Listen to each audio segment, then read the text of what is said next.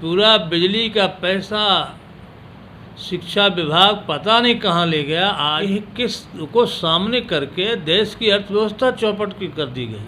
जो आंकड़े भी पेश किए जा रहे हैं एक सरासर झूठ है। इन्होंने रेल बेचा, जहाज बेचा, रेलवे स्टेशन बेचा, अब स्कूल कॉलेज भी बेच रहे हैं। हमें तो ये मजदूर बन के किसान काम करें। अभी जिस तरह से इनका प्राइवेटेशन हो रहा है, जिस तरह से रेट बढ़ाया जा रहा है, बताओ बिजली का रेट 5 गुना, डीजल पेट्रोल क्या हाल है।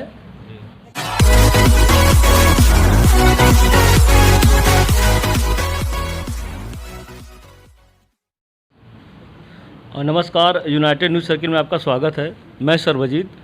आज हम जनपद चंदौली के विधानसभा से सकलडीहा में हैं और आप विधायक जी प्रभु नारायण यादव जी वर्तमान विधायक हैं।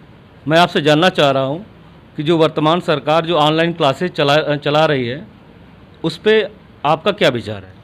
आज हर जगह, हर गांव में नेट की सुविधा नहीं रह गई, न बिजली की सुविधा है जहां नेट चलता। अब कहां से संभव है, न तो गरीब छात्रों के पास, छात्राओं के पास ये स्मार्टफोन है। तो बहुत से बच्चे हैं जो गरीब परिवार के हैं, इनकी व्यवस्था से पूरी तरह से अछूते हो जा रहा है। अच्छा, मैं आपसे ये जब भी जानना चाह रहा हूँ कि आपकी पूर्व सरकार रही, उसने मोबाइल वितरण की बात कही थी, अपने घोषणा पत्र में रखी थी कि प्रत्येक परिवार में एक मोबाइल वितरण मेरे द्वारा होगा, पार्टी सरकार के द्वारा होगा। वो इसलिए कि जो विज्ञापन पे खर्च होता है मीडिया पर, प्रिंटिंग मीडिया, इलेक्ट्रॉनिक मीडिया पर, वो खर्च कहीं ना कहीं इसके माध्यम से विज्ञापन इनके हाथों में चला जाएगा, मोबाइल उनके पास होगी तो इस पर आपका क्या कहना है। देखिए, जो पूर्व सरकार की क्या आप विधानसभा में जब जाते हैं तो इस मुद्दे को रखते हैं। ये हमारी सरकार का, हमारी पार्टी के चुनाव से पहले घोषणा पत्र में रखा गया था। और सरकार के समय इसको उन्होंने शुरुआत करने का भी काम कर दिया था। बड़े पैमाने पर रजिस्ट्रेशन हुए थे। यदि आज ये काम हो गया होता तो एक बहुत बड़ी समस्या का समाधान, चाहे ऑनलाइन शिक्षा का काम हो, करेंगे। हमारी सरकार का तो ड्रीम प्रोजेक्ट था, हम कर नहीं पाए। उसके पीछे मंशा यही थी कि हर आदमी, गरीब आदमी का बच्चा मोबाइल फ़ोन, स्मार्टफोन नहीं रख सकता है। उसको हम सरकार से मदद कराएंगे तो इसका सीधा लाभ जो है गांव, गरीब किसान, मजदूर के बच्चों को मिलेगा। और मेरा जितनी जास्तियाँ हो रही, पब्लिक का उत्पीड़न हो रहा है कोरोना के नाम पे, कोरोना किस को सामने करके देश की अर्थव्यवस्था चौपट की कर दी गई। कि जब लॉकडाउन की ज़रूरत नहीं थी तो लगाया गया, जब संख्या नहीं थी, आज संख्या बढ़ रही तो उसको हटाया गया। ये तुगलकी फरमान के बाद आज जो परिस्थितियां हैं, जिस तरह से जूझ रहे हैं हम लोग, तो समझ में नहीं आता है कि सरकार क्या कहना चाहती है। जो आंकड़े भी पेश किए जा रहे हैं एक सरासर झूठ है। अब बताओ, उसने फार्म भरा, अपना चेकअप भी नहीं कराया, अब छुट्टी लेके घर गया, तब तक उसके घर एम्बुलेंस पहुंच गई। क्या अब तो पॉजिटिव आ गए। बताओ, हमने जांच कराया ना, कुछ पॉजिटिव हो गया। इतनी पीजीआई का डायरेक्टर पुलिस चौकी में एफआईआर कराया कि हमारे कर्मचारी पैसा लेके नेगेटिव पॉजिटिव बनाने का काम कर रहे हैं, इस पर कार्रवाई की जाए। अब धड़ाधड़ी करके लोगों को परेशान करने का काम ये सरकार कर रही है। नौकरी का अभाव तो ऐसे था, सारी संस्थाओं को प्राइवेट सेक्टर में देने का काम सरकार द्वारा हो रहा है। इन्होंने रेल बेचा, जहाज बेचा, रेलवे स्टेशन बेचा, अब स्कूल कॉलेज भी बेच रहे हैं। हमें नहीं लगता है कुछ बचे। इसके पीछे मंशा तो यही न है कि ये नौजवानों को भविष्य में कहीं रोजगार मिलने का काम न हो।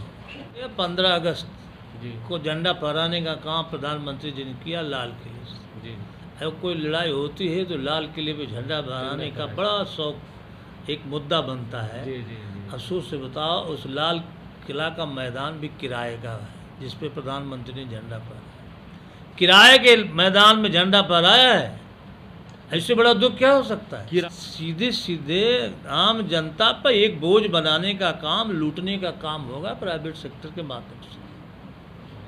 ये जो मंशा है, बिजली का रेट 5 गुना, जी डीजल पेट्रोल क्या हाल है, जी तो ये सारी स्थितियां जो देश की इकोनॉमी को चौपट करने का काम हो रहा है। बेरोजगारी बेइंतहा बढ़ रही है। इस प्राइवेटाइजेशन से बेरोजगारी पर रोक लगाने का काम नहीं होगा।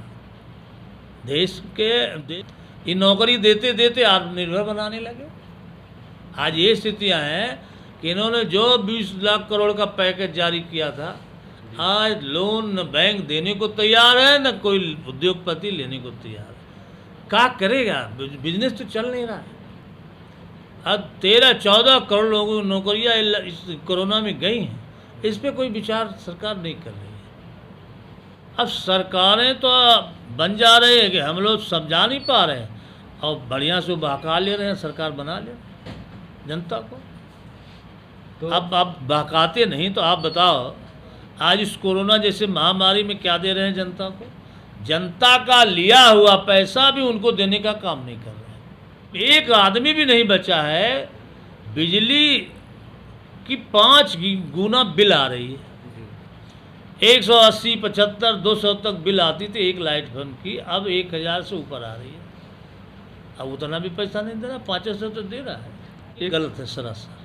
कनेक्शन है लेकिन कागज पे है, जमीन पे कनेक्शन नहीं है, जी कागज पे है। एक कनेक्शन- अब पता लगा लोगों को कि निःशुल्क कनेक्शन मिल रहा है, उन्होंने कागज पे ले लिया, बिल्कुल बिल्कुल। उनको बिल भी आ रही है, हाँ, और उनके घर में बल्ब आज तक नहीं जले। यही शब्द है, ये कनेक्शन है। उत्पीड़न हम्म, नहीं, कनेक्शन कागज पर कर दिया उनको फ्री का जज्बात दिखाकर। हम्म, जबकि जनता को हमने कहा नहीं, बहकाते हैं, बेवकूफ बनाते हैं। हम्म, इन्होंने कनेक्शन का पैसा लिया है, हम्म, 50 रुपया लिखा पढ़ी में है, लेने का काम तो 100 रुपया किया। कि 50 रुपया उस कनेक्शन का पैसा उस समय लिया, शेष पैसा इनके बिल के अमाउंट में महीने महीने कटना है। लेकिन जनता को कहा कि फ्री कनेक्शन मिल रहा है। पता लगा घर में 5 भाई, तो चलो फ्री है मिल रहा है, तो 5 ने ले लिया। आज बेचारे गरीब, उनके पास बिल आके पड़ी है, मारे मारे फिर रहे हैं, उनका वारंट होगा, कुड़की होगा। अब घर में जनता को लूटने का काम ये सरकार, इससे बड़ा भ्रष्टाचार क्या हो सकता तो है? ये 5000 की बिल जी जी 5 लाख बना के आ जा रही है। किसान दौड़ रहा है तो पता सौदेबाजी हो रही है, भ्रष्टाचार हो रहा है बिल को ठीक करने के नाम पे। हम लोगों की बातें होती है। हमारे राष्ट्रीय अध्यक्ष जी ने मन बनाया है कि इस बात को हम आज नहीं, जब चुनाव में हम जाएंगे 22 में, तो किसान के लिए स्पेशल कार्यक्रम हमारे चुनाव मुद्दे में होगा। चाहे बिजली का होगा, चाहे सिंचाई का होगा, चाहे किसान के हित से जुड़ा, नौजवान के हित से जुड़ा, सारे मुद्दे लेके हम जनता के बीच जाएंगे, ताकि आने वाले दिनों में जब उनका समर्थन मिले, वो मौका देते हैं, तो उनके हित में हम फैसले लेने का काम करेंगे। और एक ये भ्रष्टाचार नाराज देते हैं, भ्रष्टाचार मुक्त सरकार, ये भ्रष्टाचार युक्त सरकार है। तो ये शुरू से पूरे देश को बर्बाद करने में लगे हैं। देश की दुर्दशा हम लोगों ने तब भी जनता को समझाया कि नोटबंदी, जीएसटी, ये बचा कुचा कुछ रह गया था, तो कोरोना ने इस देश को, अर्थव्यवस्था को इस तरह गर्त में मिलाने का काम किया है कि आने वाला दिन बहुत ही कठिन दिन है। आप कैसे प्रधानमंत्री केयर फंड कोरोना के नाम पर आप हिसाब नहीं ले सकते, कहाँ पैसा जा रहा है, क्या व्यवस्था हो रही है, बताओ। एक अस्पताल नहीं बनाया, आज पूर्व सरकार के बनाए हुए अस्पतालों में उन्हीं कोरोना के लोगों की दवा हो रही है, और उसकी रख रखाव नहीं कर पा रहे। ऐसी माने भ्रष्टता, ऐसी निकम्मापन कि बताओ, अस्पतालों में सांप मिल रहे हैं, अस्पतालों में तब पानी भरा है, और में कोविड का मरीज भी बैठा है। इतनी बढ़िया इलाज हो रहा है, प्रधानमंत्री जी भी वाह वाह करते हैं, मुख्यमंत्री जी वाह वाह करते हैं। अब बेशरम है ये बेशरम तो है नहीं, कोर्ट इनको फटकार लगाती है, उसके बाद भी कोई असर नहीं, उसके बाद भी धन्यवाद बधाई मंच से देश का प्रधानमंत्री देता। लोग जनहित से जुड़े मुद्दे हैं, हम लोग चाहेंगे कि इस पर सवाल हो, बहस हो, इसको पास किया जाए सदन में। जनहित से और भ्रष्टाचार हटाने का एक बड़ा हथियार है, जरूर इसको किया। बताओ, लोकतंत्र कहीं रह गया है? इस प्रदेश में कहीं लोकतंत्र है? लोकतंत्र की न भाषा रह गई न लोकतंत्र। जब लोकतंत्र का मालिक कहता है ठोक दो, अब ठोकने की भाषा ऐसा चली कि पुलिस दरोगा पब्लिक को ठोक रहा है, पब्लिक पुलिस दरोगा को ठोक रही है। ठोकने की होड़ लगी है, कोई कंट्रोल नहीं है।